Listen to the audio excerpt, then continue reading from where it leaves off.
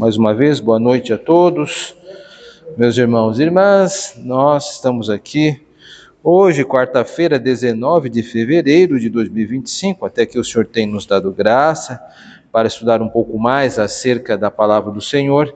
E estamos vendo, então, desde o começo deste ano, algumas pregações, né? Passamos o segundo semestre do ano passado vendo algumas ferramentas de como poder apreciar melhor a pregação, como podemos entendê-la, quais são as suas possibilidades de ênfase, e neste ano estamos estudando algumas pregações de pregadores famosos. Nós podemos ver do Bryan Chapell, podemos ver também do Ryken, podemos ver de outros pregadores norte-americanos que comungam juntamente conosco da fé confessional presbiteriana. Hoje nós teremos a oportunidade de ver um belíssimo sermão do Dr. R.S. Sproul. Sproul descarta apresentações para aqueles que leem um pouco, sabe que Sproul foi um profundo, escritor profundo e possui muitas obras. Esqueci o termo que eu ia usar. Enfim, ele escreveu vários livros e também iniciou alguns ministérios de pregação interessantíssimos. Nós estamos diante de um sermão que ele pregou e que disponibilizou também a edição. Então nós vamos ver alguns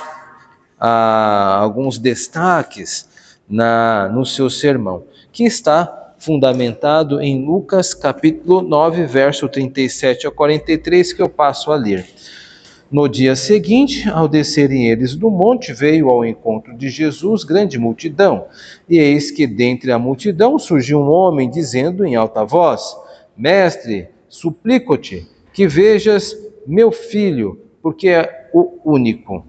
Um espírito se apodera dele e, de repente, o menino grita, e o espírito o atira por terra, convulsiona-o até espumar, e dificilmente deixa, depois de o ter quebrantado. Roguei aos teus discípulos que o expelissem, mas eles não puderam.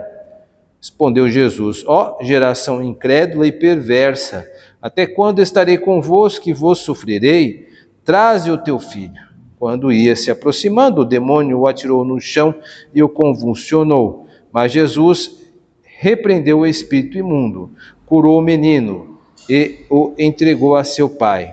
E todos ficaram maravilhados ante a majestade de Deus. Então, aqui um texto que nós vamos ver aqui agora, a exposição do Sproul em algumas sessões, são 4 sessões que ele utiliza, ou 4 tópicos, como pode ser dito também numa pregação.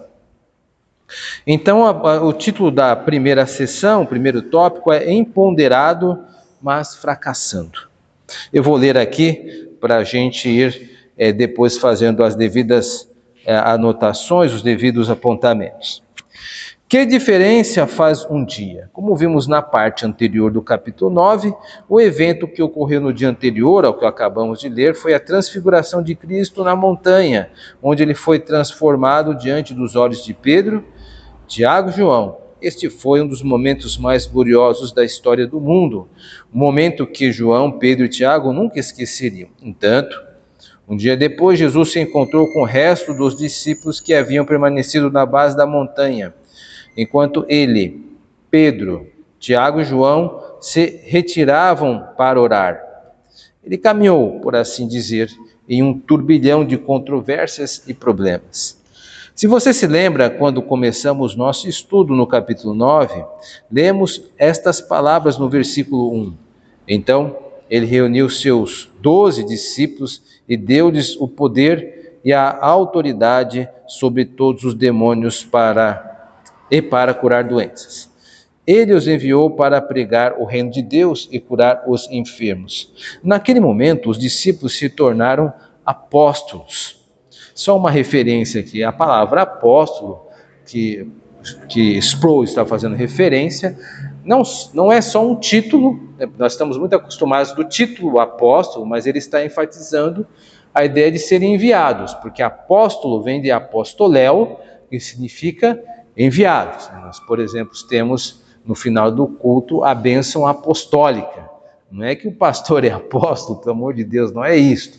É que é a bênção do envio. A ideia é que esta bênção ela deve ser acompanhada logo após o sermão, porque é depois que todos nós escutamos a mensagem de Deus, então nós somos enviados, somos apostolados, né, o apostoléu, que é a palavra grega no uso aqui, para fazermos assim.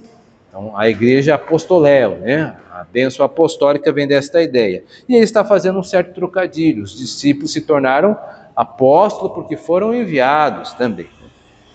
Essa característica interessante. Ele continua: Jesus transferiu para eles a autoridade e o poder de pregar, curar e expulsar demônios. Agora, quando Jesus desceu do Monte da Transfiguração, ele encontrou 9 dos homens que haviam recebido essa comissão, a quem havia sido concedido o poder e a autoridade pelo próprio Cristo, encolhidos em fraqueza, em meio ao fracasso, abjeto, em exercer o poder e a autoridade que lhes dera. Veja que até aqui nós temos uma descrição no sermão do que aconteceu. É um certo uso do contexto. Então, há um contexto que está sendo dado, um contexto literário, né? Ele está explicando que anteriormente, né, houve a questão da transfiguração, mas agora, né, eles estão passando uma situação que, a rigor falando, não deveriam passar, porque eles já haviam recebido poderes a fim de que pudessem exercer a autoridade sobre os demônios. O demônio estava lá, não exerceram. O pregador vai responder? Não, ele não vai. Olha só o caminho que ele vai optar nos últimos 2 parágrafos. É interessante isso. O Novo Testamento nos diz que cada pessoa em Cristo foi visitada pelo Espírito de Deus e capacitada para o ministério. Paulo nos diz que nem todos temos o mesmo dom. Nossos dons diferem um dos outros, mas todos nós somos dotados para participar do ministério do reino de Deus. Como diz o apóstolo, quem tem o dom de ensinar, ensine. Aquele que tem o dom de pregar, pregue. Aquele que tem o dom da administração, que administre. Aquele que tem o dom de cantar, deixa-o cantar. A ideia é que todo crente foi capacitado para servir de alguma forma. Sei que muitos de nós nem sabemos que dons possuímos. Também sei que muitos de nós que sabemos quais dons possuímos, não exercemos regularmente esses dons. Então, se há algum consolo para você, tenha em mente que isso não é novidade, pois os próprios discípulos foram assim dotados e falharam em exercer seus dons de maneira significativa. Texto interessante. Perceba que há um tom amistoso aqui no texto. Isso não foi algo aleatório. E ele é um pregador que não entrega todo o conteúdo da informação de uma vez. Ele primeiro apresenta o contexto literário, fala da situação, cria uma certa sensação de anticlímax, né? Puxa, por que está acontecendo? E nós estamos ouvindo, esperando que ele continue. E ele não continua. Ele passa para a aplicação pessoal para a igreja. Então, há quem utilize alguns livros de pregação que apontam que a aplicação ela pode ser feita no decorrer do sermão. Então, há uma explicação ou exposição do texto e depois uma aplicação. É possível fazer isso. Por exemplo, o seminário JMC, reverendo Cláudio Marra, que ensinou homilética por 30 anos, sempre diz que isso é a preferência. À medida que o sermão vai se expondo, aplica-se, que é o que Sproul está fazendo aqui. Nem todos seguem essa escola. Por exemplo, o reverendo Nicodemos, conhecidíssimo de todos nós, se você acompanhar a pregação dele, perceberá que ele deixa as aplicações para o final. Vemos várias aplicações, primeira, segunda, terceira. Há quem goste, então, qual que é a forma correta? Não há uma necessária forma correta.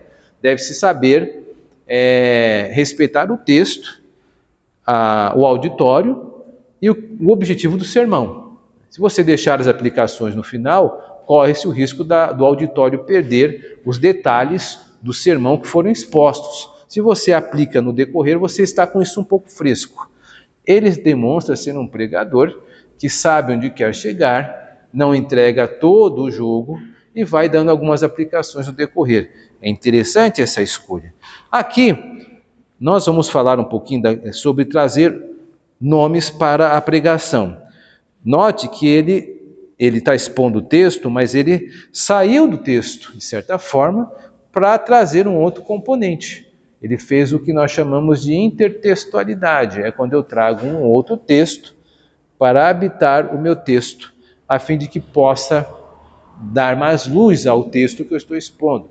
Por exemplo, no domingo passado eu preguei sobre Salmos, bastante árido salmo, embora fosse curto. Então eu recorri a uma figura do Antigo Testamento para dar materialidade às etapas do salmo, que foi Ana. Lembra-se disso? Foi no domingo passado. Por quê? Porque o texto é muito árido e abstrato demais. Ana materializava. Então, a ideia é que o auditório seja auxiliado a entender a mensagem com figuras que concretizem. Quanto mais abstrato nós formos, por exemplo, ame. Amar como? Ame como uma mãe. Agora eu consigo entender como você quer que eu ame. Uma mãe ama muito o filho, né? Ame como um pai. Um pai tem um amor, mas é um amor um pouco mais voltado à segurança e proteção. A mãe geralmente é sinônimo de afetividade, a intimidade e algo muito diferente do homem, né? Então as figuras dão materialidade àquilo que ele está fazendo. Paulo aqui no caso foi só um contexto, para ele segurar um pouco mais. É interessante observar isso. Vamos ver o tópico 2. Sujeitos ao olhar de Deus. Lucas nos diz que no dia seguinte à transfiguração, quando desceram do monte, uma grande multidão o encontrou. Mas, de repente, um indivíduo no meio da multidão correu para a frente e gritou dizendo: Mestre, eu te imploro, olha para meu filho. Lembro-me de ler os escritos do filósofo existencial francês Jean-Paul Sartre, um dos ateus mais famosos do século XX. Quando ele fez sua crítica à existência de Deus, ele disse: se Deus existe e se Ele é onisciente, isso significa que todos nós viveríamos nossas vidas sob o seu olhar. Estar sujeito ao olhar de Deus é ser reduzido a um objeto, como um macaco no zoológico, e perderíamos nossa própria humanidade. Sartre não suportava a ideia de Deus ser um voyeur cósmico. Todo mundo sabe o que é um voyeur, né? Voyeur, a palavra, é uma expressão que se dá para aquelas pessoas que gostam de ficar olhando os outros, espiando os outros. Tem uma conotação pejorativa aqui, uma conotação feia. Sabe aquela pessoa que você está se trocando e está olhando pela janela? Ou seja, é um olhar invasivo, intrusivo, né? Esta é a ideia do voyeur aqui, que está se apresentando.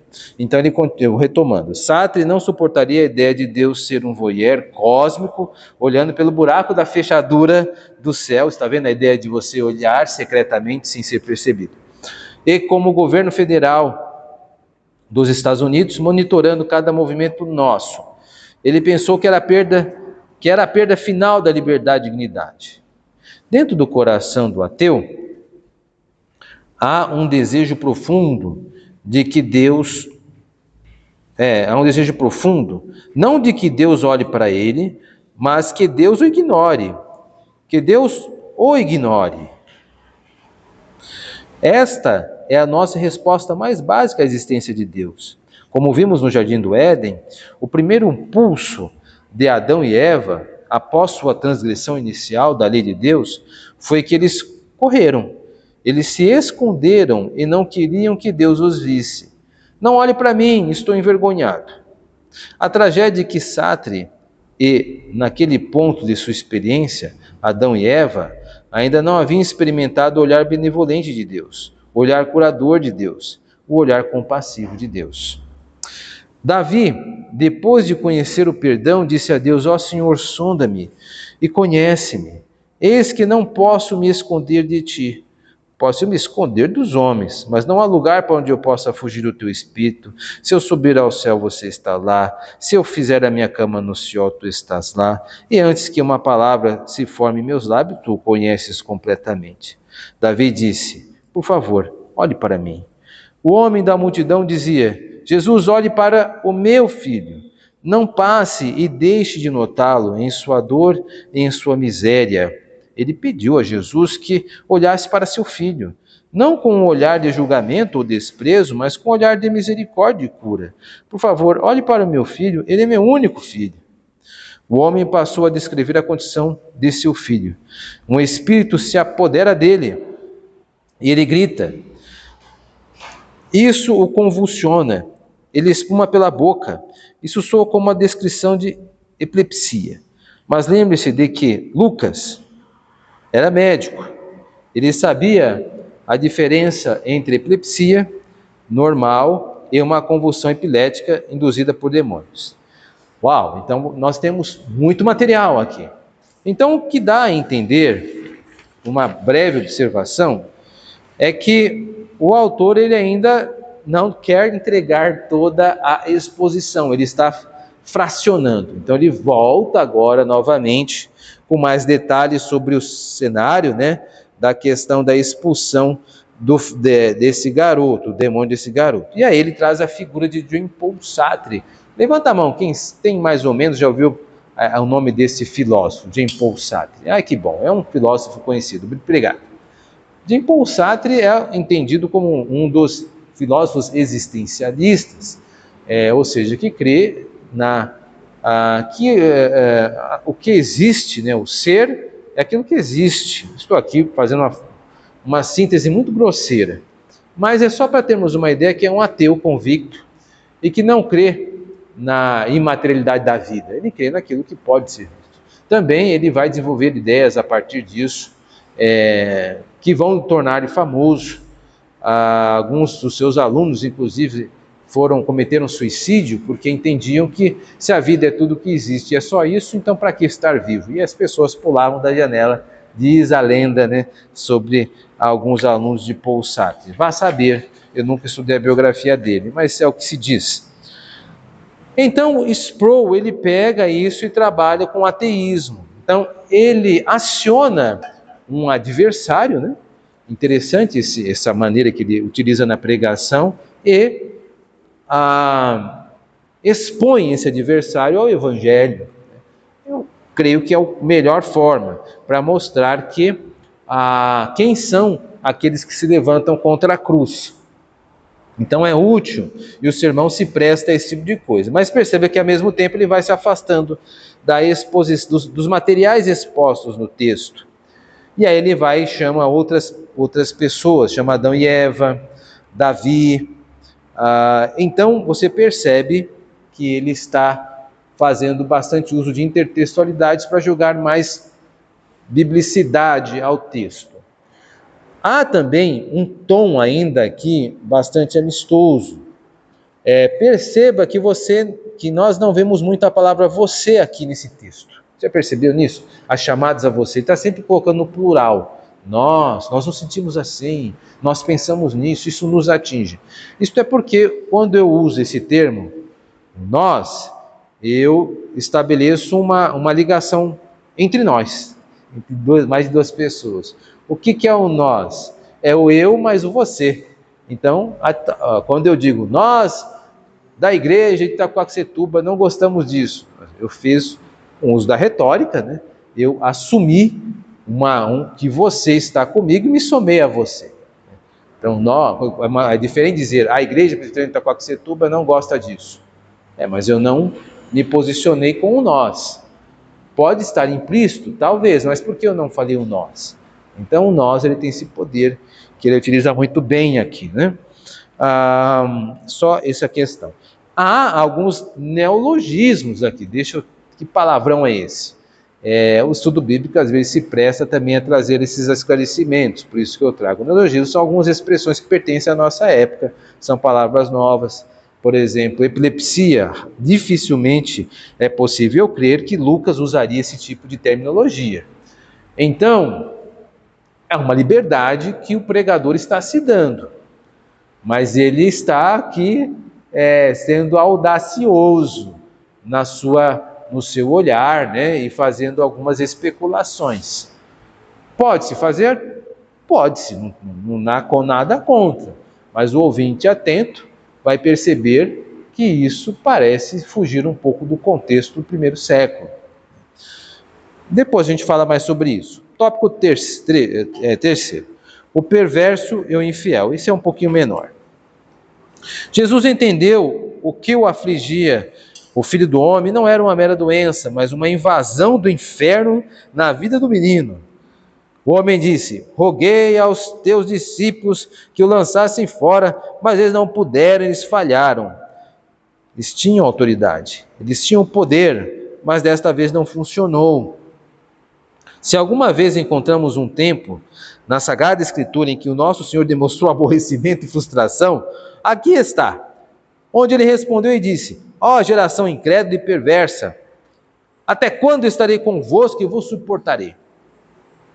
Há uma disputa entre os estudiosos sobre a quem Jesus estava se dirigindo nesse texto. Estava se dirigindo à multidão? Aos escribas que estavam lá? Às turbas não convertidas e aos discípulos? Ou ele estava se dirigindo particularmente aos discípulos? Eu acho que o último mais do que o primeiro. Acho que seu aborrecimento era com seus próprios homens, a quem ele havia comissionado e dado poder e autoridade. Quando chegou a hora, eles agiram sem fé e participaram da perversidade daquela geração. Toda a cultura em que Jesus entrou foi distorcida. Foi distorcido. Os valores que eles desprezavam eram nocivos ao Senhor Deus. E o que era precioso aos olhos de Deus era desprezado em sua própria cultura. A cultura deles era distorcida, porque era uma cultura sem fé. Sempre que os seres humanos falam em confiar a Deus, eles distorcem suas vidas em todos os tipos de formas malucas. Considere a idade em que você vive. A santidade da vida foi distorcida. A santidade do casamento foi distorcida. Com toda a probabilidade, há pessoas ouvindo isso que agora estão vivendo juntas sem serem casadas, sem pensar nisso, sem perceber que estão agindo em desafio abjeto à santidade de Deus. Você não pode fazer isso e se safar, porque estamos distorcidos. Somos distorcidos e, portanto, infiéis. Interessante essa sessão. Vamos dar algumas pinceladas aqui. Primeiramente, a oralidade. Um sermão ele precisa ter muita oralidade. Ele pode ser escrito, mas mesmo escrito, ele pode ter um tom de oralidade em que nós temos um tipo de conversação. Dá para perceber muito aqui nesse texto. Por exemplo, as repetições. Percebam que ele repete algumas coisas. Esse aqui é um detalhe. Esse é um sermão transcrito, segundo o site, né? Ele transcreveu o sermão, então nós temos aqui alguém que transformou o áudio em texto escrito. O que é interessante, porque mostra aqui orações mais curtas, alguns tiques de fala estão presentes, por exemplo, algumas repetições, né? Lá no terceiro parágrafo, o segundo da página 3, está lá, toda a cultura em que Jesus entrou foi distorcida. Foi distorcido. Aí foi distorcido e a gente fica, foi distorcido o quê? Aí depois ele vai para outra frase. Os valores que eles prezaram eram nocivos ao Senhor Deus. Então dá-se a entender que ele adiantou o seu pensamento e depois falou que foi distorcido a linha da cultura, que eram os pensamentos. Isso são falhas comuns na oralidade. Eu quero dizer para você, vou dar um exemplo, eu quero dizer para você que ontem eu estava na casa do Chiquinho. Aliás, esquece, foi anteontem. Então a fala, ela se permite esse tipo de reparação. No texto escrito você não tem isso. Então isso dá naturalidade a falar. Então, nós que estamos na igreja, que por vezes usamos textos para ler, para que você faça isso e não pareça artificial, uma dica que é boa é que você leia o texto e depois escreva como se estivesse falando. Aí as pessoas vai ficar mais natural, ainda que você leia. Você tem que fazer o texto ser seu texto. Se for o meu texto e você for ler, não vai dar certo. É por isso que quando alguém pega um comentário bíblico ou uma citação de outra pessoa, e se não souber aparar essas arestas, vai ficar uma coisa um pouco artificial. Então, essa é uma dica importante que o Sproul está usando aqui com certeza. Quarto e última questão. Nós não entramos nas questões teológicas porque elas ficaram reservadas na última sessão, de forma proposital. Outro sim, antes de ir para o tópico 4, reparo sendo feito. Ele também acionou um adversário nessa sessão, que foi a cultura, e atacou o casamento, né, que é aquele casamento informal, amigado, né, a questão de amigar, né? Ele fez alusão a isso.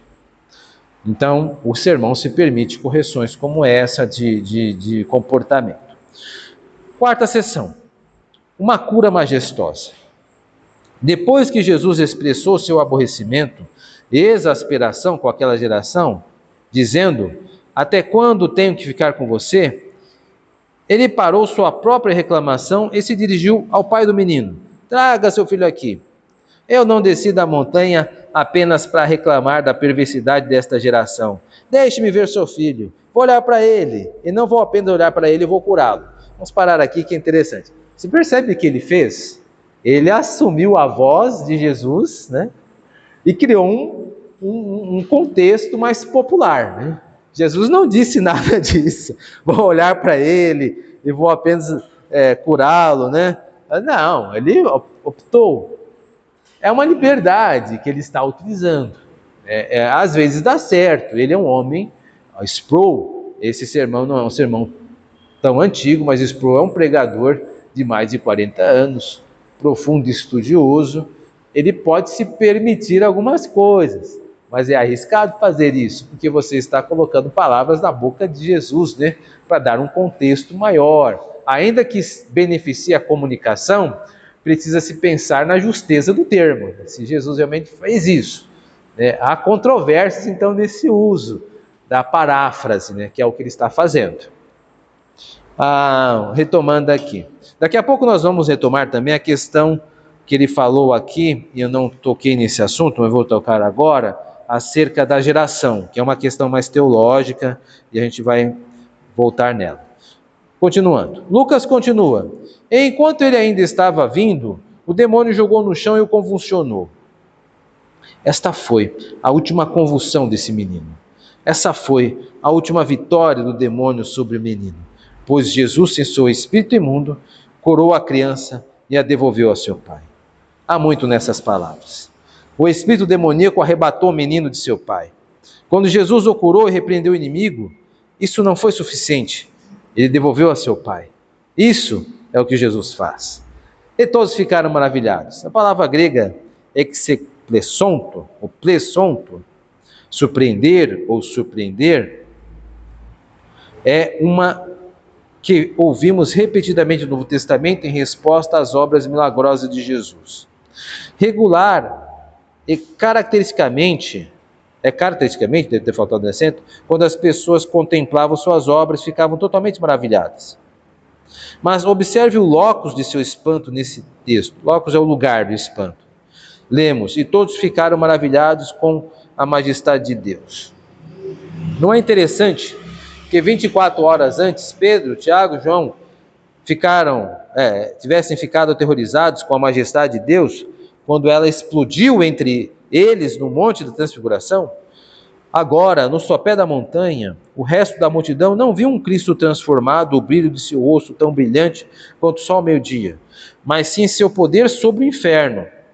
Eles tiveram um vislumbre da majestade de Deus.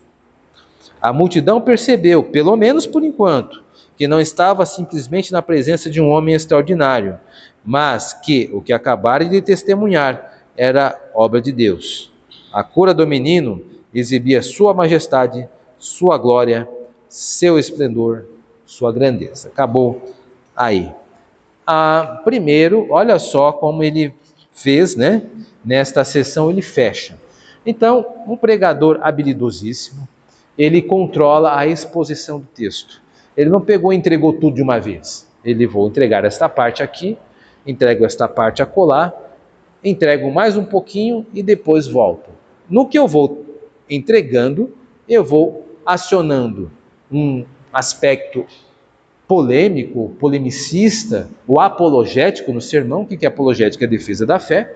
Então ele defendeu a fé contra o ateísmo, depois também contra o casamento amigado. Esses são seus dois adversários no sermão. Ele encarou um nó teológico. Qual que é o nó teológico? É a pergunta: quem é essa geração? Eu celebro a honestidade do pregador. Ele disse, foi sincero, não é um assunto que a igreja toda tem a mesma opinião, é um assunto de disputa. Ele falou, olha, alguns dizem que, geração incrédula, Jesus está se referindo a todas as gerações, a toda a geração, o que faz sentido. A geração vem desta ideia das pessoas que estão presentes numa determinada época. Nós estamos aqui na mesma geração. Esse é um dos usos, mas ele acredita que está se dirigindo principalmente aos discípulos. É a opinião dele, não tem problema, é um artigo de opinião e ele trata como opinião. Eu acho que isto é interessante. É possível, existem textos na Bíblia que a sua interpretação, ela não é uma interpretação que há consenso universal. Às vezes há alguém que vai divergir e aí fica em aberto as divergências. Vários textos depois a gente pode ver isso. Aqui fica então uma expressão interessante, né, de que aquilo que foi experimentado no começo do capítulo 9, que é a transfiguração, acabou de certa forma sendo levado para a multidão sem eles terem participado do evento da transfiguração em si, mas eles participaram daquela áurea, né, da majestade de Cristo que foi testemunhada pelos 3 apóstolos e que agora o auditório primeiro ali também estava tendo acesso, porque todos se maravilharam diante da sua majestade, termo bíblico que ele pega e ancora a sua opinião ou a sua interpretação no vocábulo do texto. Então essa foi uma boa alavanca expositiva do texto. Então, o texto, a pregação dele é expositiva? Sim, claro, é uma pregação expositiva, embora ele não economize de outros recursos. Ele explora alguns temas que ele acredita que farão bem ao seu auditório. Então nós podemos arriscar ali e dizer que ele estava incomodado com o casamento misto e que estava incomodado com a cultura.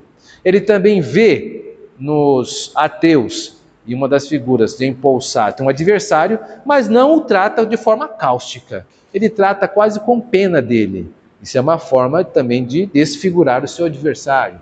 Então nós temos um sermão extremamente rico, curto e profundo. Que Deus nos ajude, que isso possa agregar no nosso conhecimento de análise. Amém.